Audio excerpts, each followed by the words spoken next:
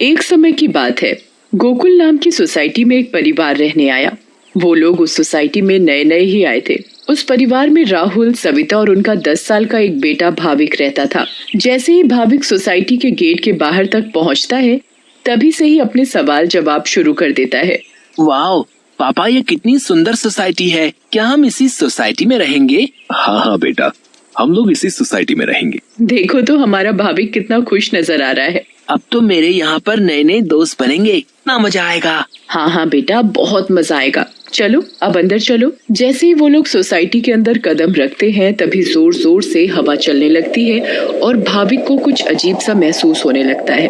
Mummy देखो तो, हमारे आते ही ये कितनी जोरों से हवा चलने लगी है। मुझे कुछ अजीब सा भी लग रहा है। नहीं बेटा, ये बस तुम्हारा वहम होगा। बच्चा समझकर सविता भाविक की बात को नजरअंदाज कर देती है।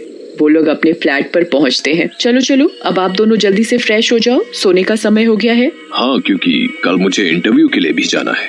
भाविक, राहुल और सविता कमरे में जाकर सो जाते हैं। ऐसे ही चलते चलते उन्हें 1 महीना बीत जाता है। एक दिन राहुल का बॉस उसे ऑफिस के काम से सूरत जाने को कहता है। ये तो कितनी अच्छी खबर है।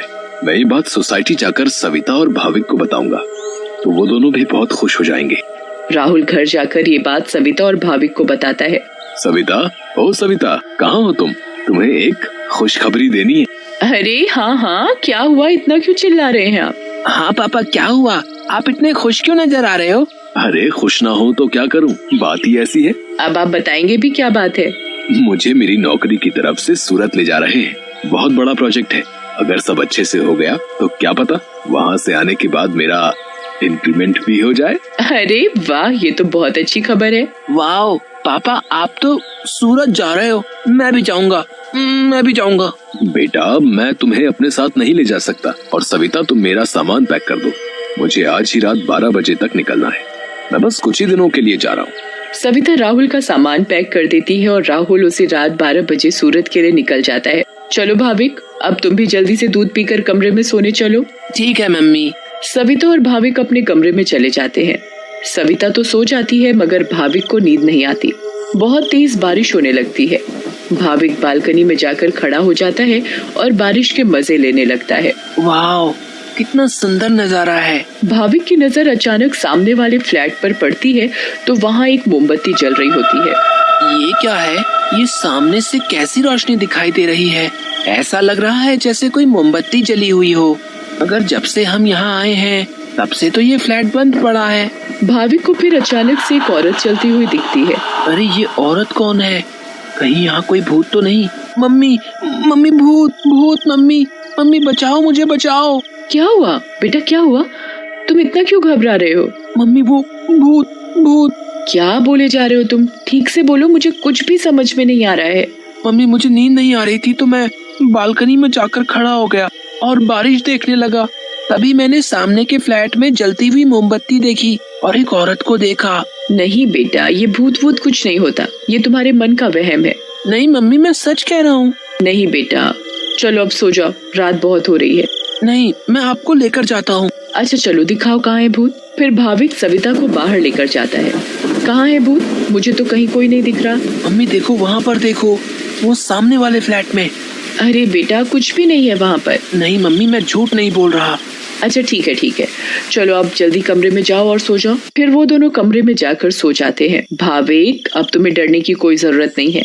मैं तुम्हारे साथ सो रही हूँ ना, अब तुम आराम से सो जाओ। अगली सुबह भाविक सोसाइटी के दूसरे बच्चों से मिलता है।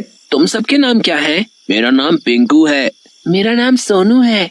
और मेरा नाम गोली है। सारे बच्चे मिलकर पूरा दिन खूब मस्ती करते हैं। फिर रात में सारी औरतें सोसाइटी कंपाउंड में बातें करती हैं। तभी सविता रात की बात सारी औरतों को बताती है।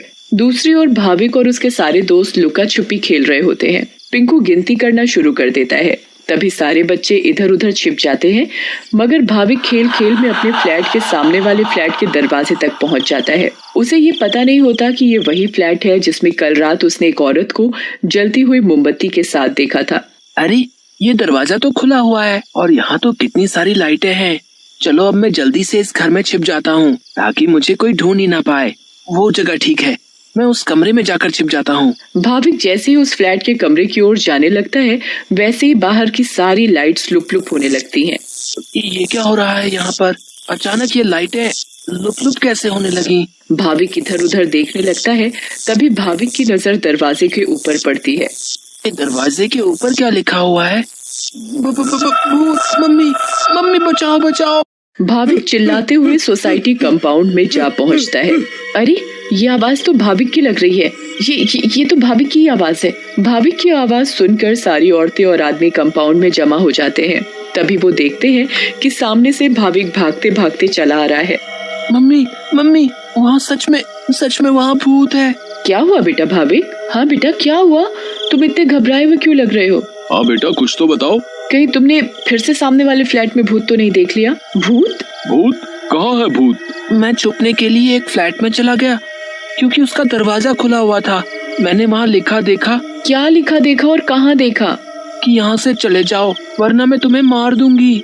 चलो बेटा, तुम हमें वहाँ लेकर चलो। हाँ, चलो अंकल, मैं आपको वहाँ लेकर चलता हूँ, आप खुद ही देख लेना। भाविक सभी लोगों को उस फ्लैट में लेकर जाता है। कहाँ लिखा है बेटा? अरे, यहीं तो लिखा था। चलो भाई, यहाँ तो कुछ भी नहीं है। बेटा भाविक, चलो अब चलो। सभी लोग भाविक को वहाँ से ले जाते हैं, मगर भाविक उस दरवाजे को देखते देखते चलता है। नहीं अंकल, मैं सच बोल रहा हूँ। हमें इस बच्चे की बात एक बार मान लेनी चाहिए और आज रात मिलकर सोसाइटी पर नजर रखनी चाहिए। हाँ, आप सही बोल रहे हो। क्या पता ये सब सच हो। तो ये तय रहा कि आज रात हमारे पति सोसाइटी की देखभाल करेंगे। उस रात 3 आदमी सोसाइटी के गेट पर खड़े रहकर सोसाइटी की देखभाल कर रहे थे। मुझे जरा बाथरूम जाना है, मैं बस अभी जाकर आता हूँ। हाँ ठीक है, तुम होकर आओ। क्या हुआ जी? गुड्डू को बहुत डर लग रहा है और वो बोल रही है कि आप ही उसे सुलाएंगे, तो आप जरा ऊपर आकर उसे सुला जाएंगे? ठीक है, अभी आता हूँ। दूसरा आदमी पहले आदमी से बोलता है, मैं जरा अपनी बेटी को सुलाकर आता हूँ, उसे डर लग रहा है।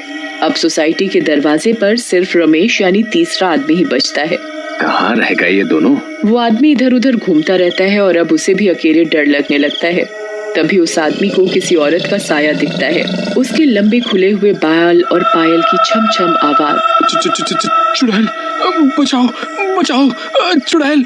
फिर अचानक वो चुड़ैल उसके सामने आ खड़ी होती है और आदमी बहुत तेज चिल्लाता है और वहीं बेहोश हो जाता है। अरे, ये चिल्लाने की आवाज किसकी आई? हाँ, आवाज तो मुझे भी आई। चलो चलकर देखते हैं।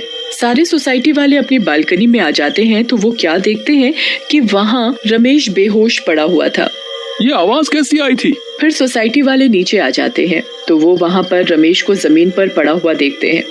सब जल्दी से नीचे आते हैं। सविता और भाविक भी नीचे आ जाते हैं। अरे, कोई इन्हें होश में लाओ। उठिए भाई साहब, उठिए। फिर कुछ ही देर में रमेश को होश आता है और वो सारी बात सोसाइटी वालों को बताता है जो उसके साथ कुछ देर पहले हुई थी। तभी सोसाइटी में अजीब सी आवाजें आने लगती हैं। मम्मी, देखा ना, मैंने बोला था ना कि भूत है। हाँ बेटा, तुम सही कह रहे थे। तभी सोसाइटी के बीचों बीच धुआं उठने लगता है और वहाँ वो चुड़ैल आ जाती है। कौन हो तुम और क्यों हमें इतने दिनों से परेशान किया हुआ है? हाँ, बताओ, क्यों तुमने इतने दिनों से इन लोगों को परेशान किया हुआ है? हम भी तो इसी सोसाइटी में रहते हैं। तुमने कभी हमें तो परेशान नहीं किया, तो इन लोगों को ही क्यों? हाँ, बोलो बोलो। तुम्हारी वजह से मैं कितना डर गई थी। बताती हूँ, सब बताती हूँ। कई सालों पहले जब मेरी शादी हुई तो मैं और मेरे पति रवि सविता के सामने वाले फ्लैट में रहने आए। हम बहुत खुश थे, पर अचानक मेरी माँ की तबीयत खराब होने की वजह से मुझे कुछ दिन के लिए यहाँ से जाना पड़ा। और तभी सविता के फ्लैट में एक बहुत सुंदर लड़की रहने आई। रवि उस लड़की को पसंद करने लगे थे और वो लड़की भी। उस लड़की को ये बात नहीं पता थी कि रवि शादीशुदा है। मैं जब वापस आई और मुझे ये सब पता लगा तो मैंने रवि को समझाने की बहुत कोशिश की, बहुत लड़ाई की, पर वो नहीं माने। रवि मुझे छोड़कर उस लड़की से शादी करना चाहते थे और एक दिन रवि और वो लड़की चुपके से अचानक कहीं चले गए। मैंने उन्हें ढूंढने की बहुत कोशिश की मगर वो मुझे कहीं नहीं मिले। और एक दिन मैंने उन दोनों को बाजार में साथ देखा। उन दोनों ने शादी कर ली थी। मैं भागते हुए घर आई और ये बात मुझसे बर्दाश्त नहीं हुई और उसी रात मैंने फ्लैट से कूदकर अपनी जान दे दी। और उस दिन से इस फ्लैट में किसी को रहने नहीं देती जिसमें सविता और उसका परिवार रहता है।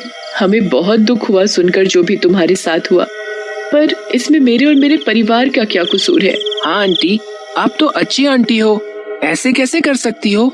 चुड़ैल भाविक की मासूमियत देखकर पिघल जाती है। ठीक है, अब मैं तुम लोगों को कभी परेशान नहीं करूंगी। ऐसा कहते ही वो चुड़ैल हवा में गायब हो जाती है और कभी किसी को परेशान नहीं करती।